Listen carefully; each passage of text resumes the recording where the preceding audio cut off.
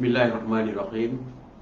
Assalamualaikum warahmatullahi wabarakatuh dan salam sejahtera kepada seluruh rakyat Malaysia yang dikasihi sekalian.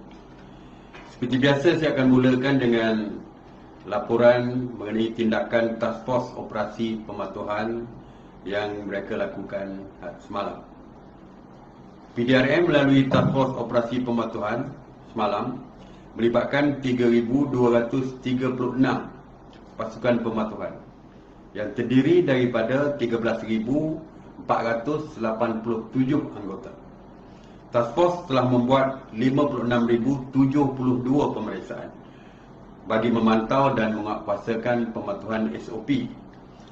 Sebanyak 3,459 pasaraya, 4,669 restoran, 1,442 penjaja dan 2,148 pasar awam dan pasar tani telah diperiksa. Turut diperiksa adalah 3,740 tempat ibadah dan 1,367 tempat riadah. Semalam, PDRM telah menahan 450 individu di atas kesalahan engkar arahan PKPP. Daripada jumlah tersebut, seramai 378 individu telah dikompang. Seramai 66 individu pula direman dan dijamin. Antara kesalahan engkar arahan PKPP termasuklah tidak memakai pelitup muka seramai 150 orang. Aktiviti di pusat hiburan 91. Yang melibatkan penjarakan fizikal 80 orang. Gagal menyediakan peralatan dan merekod butiran 60 orang dan lain-lain kesalahan. Task Force Operasi Pematuhan akan terus mempertingkatkan pemeriksaan serta terus mengambil tindakan ke atas mana-mana pihak yang gagal mematuhi SOP yang telah pun ditetapkan oleh kerajaan. Mengenai kawalan sempadan negara, Ops Benteng melibatkan seperti biasa Angkatan Tentera Malaysia, Polis Diraja Malaysia, Agensi Penguatkuasaan Malaysia, Jabatan Imigresen Malaysia, Jabatan Kastam Diraja, Agensi Kawalan Sempadan Malaysia dan juga agensi-agensi lain bagi mengawal sempadan negara secara bersepadu daripada dipolusi oleh parti bagi mengekang jenayah rentas sempadan dan juga bagi mengekang penularan wabak COVID-19 ini. Seperti kita tahu, banyak kes adalah disebabkan oleh parti ini. Kalau kita lihat di Tawau misalnya, di penjara Tawau, di pusat tahanan Tawau, bermulanya kes di Tawau adalah daripada parti ini. Sebab itu kita cuba sedaya upaya untuk mengekang kemasukan parti ini daripada membawa jangkitan COVID-19 ke negara kita, dan juga mereka adalah terdiri daripada individu yang masuk secara haram dan perlu diambil tindakan. Semalam, Ops Benteng telah berjaya menahan 49 parti serta berjaya merampas 1 bot dan 3 kenderaan. Sebanyak 136 sekatan jalan raya Ops Benteng juga dilakukan di seluruh negara yang melibatkan PDRM sebanyak 109 sekatan jalan raya, ATM 17, AKSCM 10. Dan saya menyeru pada orang ramai supaya dapat membantu pihak berkuasa, terutamanya National Task Force ini, dengan menyalurkan maklumat berkenaan parti dan juga kes-kes rentas sempadan ini di talian 011 6251 1223.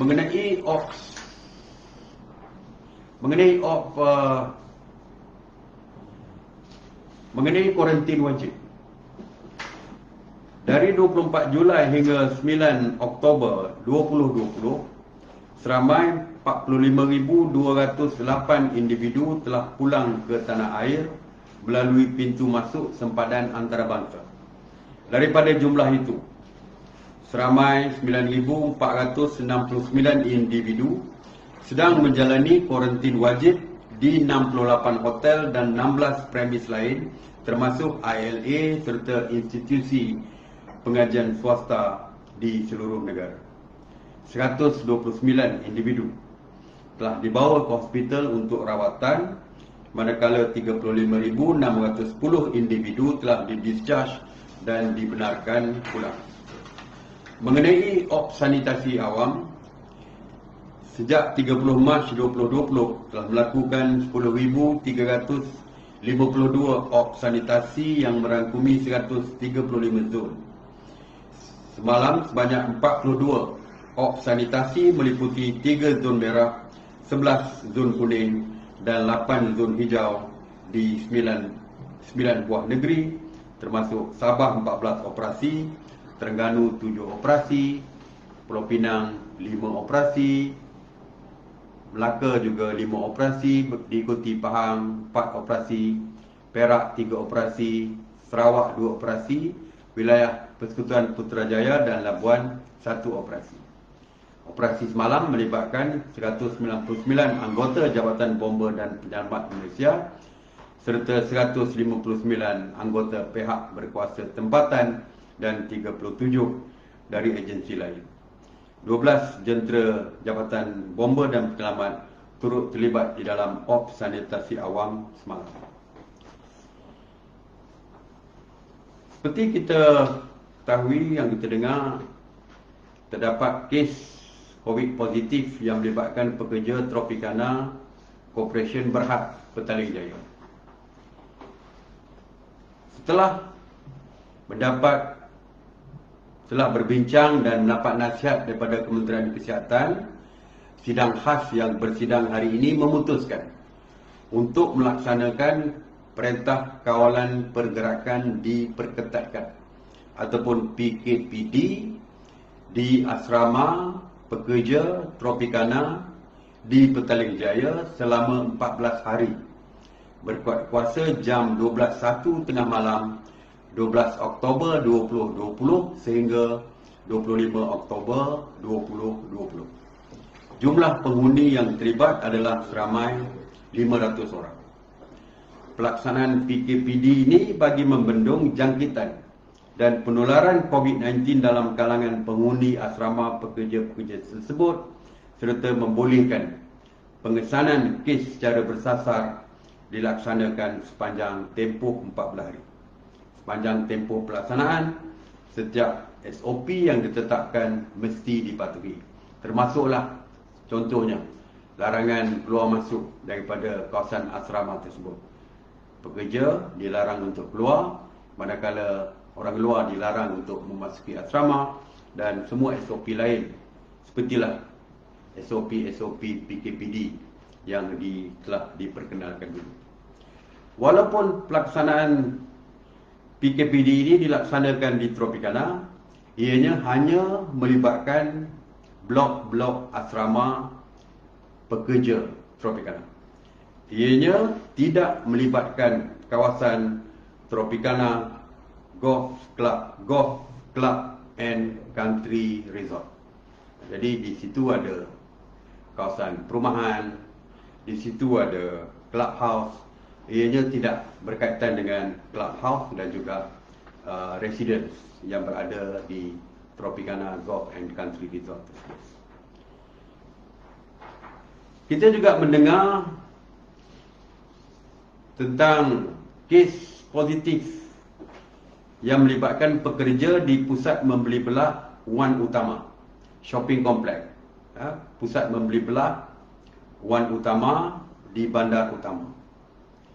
Sehubungan dengan itu, hari ini sidang khas MKN juga mendengar pembentangan daripada pihak Kementerian Kesihatan dan telah bersetuju dengan cadangan Kementerian Kesihatan untuk menutup operasi pusat membeli belah Wan Utama, bandar utama ini selama 7 hari, bermula daripada 12 Oktober 2020 bagi membolehkan proses saringan dilakukan terhadap semua pekerja dan pihak yang terlibat, iaitu lebih kurang 800 orang, dan proses sanitasi dan minyak kuman juga akan dilakukan di seluruh shopping kompleks ataupun pusat membeli belah tersebut.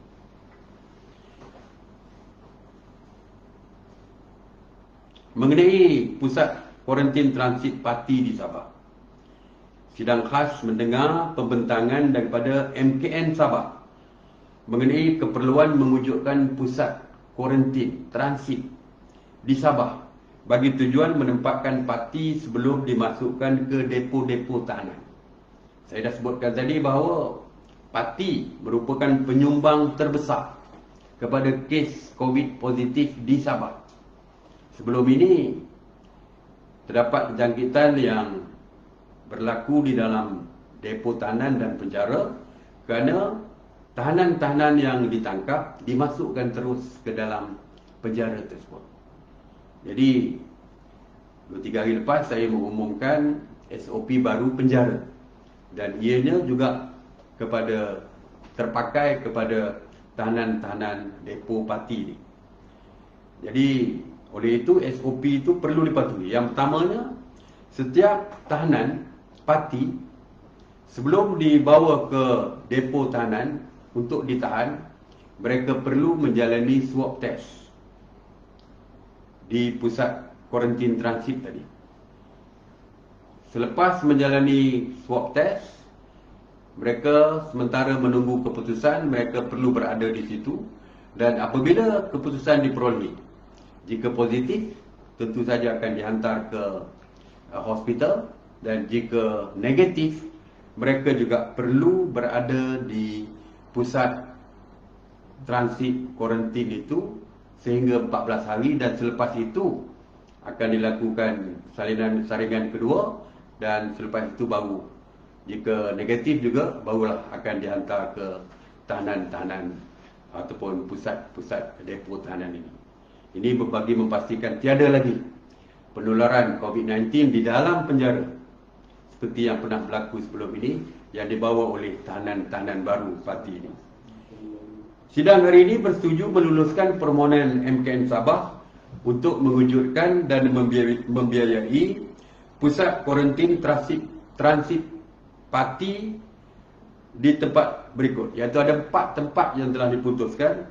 Yang pertama adalah Dewan Masyarakat Menggatal di Kota Kinabalu. Yang kedua, Dewan Masyarakat Pekan Kinarut di kawasan Kota Kinabalu. Manakala 2 lagi adalah di Sandakan, iaitu di Dewan Sibuga, Batu 5 Sandakan, dan juga Dewan Seri Gumgum, Batu 16 Sandakan. Jadi ini antara yang kita persetujui hari ini, iaitu mewujudkan pusat kuarantin transit bagi memastikan kita dapat mengekang penularan di dalam depo tahanan parti. Hari ini sidang khas juga mendengar pembentangan daripada KKM, Kementerian Kesihatan Malaysia, mengenai keperluan menambah fasiliti perubatan bagi menangani situasi di Sabah berikutan jangkaan peningkatan kes positif di negeri itu. Sehubungan dengan itu, Angkatan Tentera Malaysia telah bersetuju untuk mengaktifkan Hospital Medan ATM di Tawau bagi melaksanakan bantuan sokongan untuk merawat kes-kes selain COVID-19, kes-kes selain daripada COVID-19, seperti pembedahan trauma dan kecemasan, wad bersalin dan lain-lain. Hospital Medan ini bermakna hospital yang tidak di dalam hospital. Kalau kita sebut hospital, dia ada bangunan hospital dan lain-lain. Hospital Medan ini maksudnya di luar kawasan hospital. Mungkin di dalam bangunan tertentu, mungkin di dalam dewan, atau mungkin di dalam kemah sekalipun. Ianya tidak berada di hospital yang dibina khusus sebagai hospital. Hospital Medan Angkatan Tentera Malaysia ini akan mempunyai 100 katil pelbagai ward dengan kekuatan seramai 8 pegawai perubatan dan 54 lain-lain pangkat yang terdiri daripada 1 komander, 5 doktor pakar, 3 pegawai perubatan dan lain-lain kaki tangan. Jadi kita akan merawat kes-kes yang tidak berkaitan dengan COVID-19 kerana kita mahu hospital di Tawau lebih fokus kepada merawat pesakit-pesakit COVID-19 ini, yang positif COVID-19 ini. Jadi hospital fokus kepada pesakit positif COVID, kita merawat pesakit yang bukan COVID. Tentera Udara Diraja Malaysia juga akan melaksanakan penerbangan secara harian ke Sabah, iaitu bagi membantu Kementerian Kesihatan Malaysia dalam urusan logistik, membawa kaki tangan perubatan KKM yang ke Sabah ataupun daripada Sabah balik ke Semenanjung, dan seterusnya untuk membawa sampel swab test supaya dia bawa ke makmal di Semenanjung. Kita dimaklumkan bahawa kapasiti makmal agak berkurangan di Sabah, sedangkan swab test saringan dilakukan begitu banyak di Sabah. Jadi oleh kerana tidak mahu menunggu terlalu lama dari segi keputusannya kerana kekurangan lab, jadi kita bersetuju untuk membawa sampel ini ke lab-lab di Semenanjung. Tidak ada penerbangan untuk membawanya. Jadi Angkatan Tentera Malaysia telah pun ditugaskan dan kita bersetuju di bawah TUDM untuk membuat penerbangan harian ini bagi membantu Kementerian Kesihatan Malaysia. Akhir sekali lagi lah saya mengingatkan tentang sekatan pergerakan keluar masuk ke Sabah yang melibatkan Semenanjung, Sarawak dan Labuan, yang akan bermula pada Isnin 12 Oktober 2020. Ini pergerakan ke Sabah daripada Semenanjung, Sarawak dan Labuan, dan juga dari Sabah ke Semenanjung, Sarawak dan Labuan. Ia akan sekatan pergerakan rentas negeri ini akan bermula pada 12 hari bulan. Walaupun terdapat pengecualian yang diberikan, iaitu kepada kaki tangan kerajaan dan anggota pentadbiran yang menjalankan urusan rasmi kerajaan dan negara.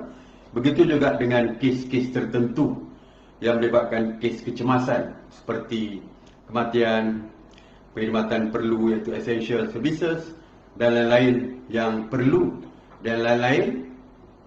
Jika ada kes-kes lain, mereka boleh memohon dari kebenaran daripada PDRM, dan PDRM akan menentukan kebenaran tersebut. Jadi sehubungan dengan itu, saya nak ingatkan ini kerana ada 2 hari lagi tempoh untuk keluar atau masuk ke Sabah itu. Jadi mana-mana yang belum membuat perancangan perjalanan, kalau nak balik, eloklah mulakan perjalanan hari ini dan hari besok, kerana pada 12 hari bulan pintu kawalan rentas negeri akan berkuat kuasa. Jadi akhir sekali, saya sekali lagi lah ingin menggesa seluruh rakyat supaya sentiasa mengamalkan kawalan kendiri, termasuklah penjarakan sosial, kebersihan diri, memakai pelitup muka dan lain-lain SOP yang telah dikeluarkan oleh kerajaan. InsyaAllah, jika kita mampu mengamalkan kawalan kendiri, insyaAllah kita, keluarga dan masyarakat di sekeliling kita akan terus kekal selamat. Terima kasih. Saya mendapat beberapa soalan sebenarnya. Soalan ini sebenarnya dihantar oleh agensi-agensi berita kerana tidak ada PC yang dibuat secara bersemuka dengan mereka. Soalan pertama adalah, adakah Menteri akan tarik balik kebenaran bersukan yang melibatkan sentuhan macam football, futsal, bola jaring dan lain-lain, memandangkan kes makin meningkat sekarang ini kerana aktiviti persentuhan inilah yang boleh menularkan COVID-19, berisiko tinggi untuk menularkan COVID-19.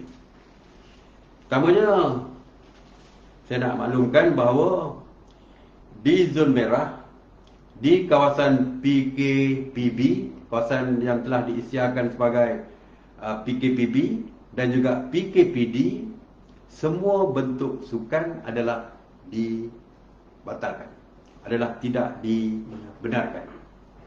Walaupun zon-zon lain dibenarkan, zon kuning dan zon hijau masih dibenarkan, tetapi perlu mematuhi siap SOP yang telah pun dikeluarkan satu ketika dulu, iaitu SOP yang diluluskan bersama antara MKN dan juga Kementerian Belia dan Sukan. Dan saya dimaklumkan oleh Yang Berhormat Menteri Belia dan Sukan, Datuk Seri Rizal Marikan, bahawa kebanyakan sukan yang berkaitan dengan sentuhan fizikal ini, yang berkaitan dengan bersentuhan fizikal ini, telah pun ditangguhkan dan banyak yang telah pun dibatalkan. Jadi ini merupakan, walaupun tiada arahan dikeluarkan lagi, tetapi terima kasih kepada Kementerian Belia dan Sukan kerana mengambil inisiatif awal, iaitu untuk membatalkan dan menangguhkan setiap program yang melibatkan aktiviti sukan bersentuhan ini. Yang kedua, soalannya adalah apakah PKP bersyarat, PKPB berbeza antara satu sama lain dengan tempat yang antara satu tempat dengan tempat yang lain? Adakah syarat-syarat juga berbeza antara satu tempat dan satu tempat yang lain? Ya. Jawapannya ya. Walaupun asas SOP asasnya hampir adalah sama. SOP asasnya kita dah tentukan. Walau bagaimanapun, oleh kerana ianya PKP bersyarat, maka syarat-syarat tu boleh diubah tertakluk kepada situasi setempat, keadaan setempat. Ya, jadi ianya tentu berbeza-beza. Sebagai contoh, di Mukim Kelang, perbezaan dengan PKPB di Sabah, di kawasan pantai timur Sabah misalnya, jauh perbezaannya. Kalau kita lihat di Mukim Kelang ini, walaupun kita membuat PKPB secara menyeluruh di seluruh Mukim, tetapi tumpuan kita hanya kepada 7 lokaliti. Kerana di tempat lain tu kes dia adalah terlalu kecil. Satu kes di kampung ni, satu kes, dan pihak KKM telah pun membuat saringan dan menyaring kontak-kontak rapat yang berkaitan dengan kes tersebut. Manakala kalau kita lihat di Sabah sebagai contoh, di pantai timur Sabah, hampir keseluruhan kawasan tersebut adalah merah, ya, dan kes pun masih kita dapat lihat masih lagi berlaku peningkatan kes di kawasan-kawasan pantai timur Sabah. Sebab itulah kita mengambil tindakan yang lebih ketat, membuat tindakan yang lebih ketat. Sebagai contoh, walaupun ada PKPB, tetapi kawalan-kawalan yang saya umumkan semalam, iaitu kawalan pergerakan di perairan, kawasan pantai, perairan S-Zone, lebih diperketatkan lagi. Barter trade tidak dibenarkan. Nelayan, walaupun dibenarkan turun ke laut, tetapi dihadkan masanya. Pembelian makanan oleh penduduk yang menggunakan perahu-perahu kecil juga dihadkan dari segi time dan sebagainya. Jadi ini berbeza dengan kawasan-kawasan PKPB yang lain. Jadi PKPB ini boleh berbeza berdasarkan kawasan. Sebab itulah apabila ada permohonan untuk majlis kahwin di Mukim Kelang, kita membenarkan dengan syarat-syarat yang ketat, termasuk pengawasan oleh pihak rela dan sebagainya. Dan kita bersetuju hari ini, walaupun biasanya kita membenarkan 500 ke 600 berdasarkan tempat, tetapi hari ini kita tetap menetapkan bahawa hanya 250 maksimum saja. Dan mesti dilaporkan dulu kepada pihak polis. Pihak polis mesti dimaklumkan tentang majlis tersebut supaya pengawasan bukan saja oleh rela, tetapi pihak polis juga boleh meronda di kawasan tersebut untuk mengawasi dari segi pematuhan. 250 ya, satu masa. Jadi sebab itulah, jangan mungkin di tempat lain kalau ada lagi syarat-syaratnya yang berbeza-beza, kita akan umumkan. Tetapi seperti saya kata tadi, syarat asas itu sama, tapi boleh ada perubahan kepada SOP asas yang diperkenalkan.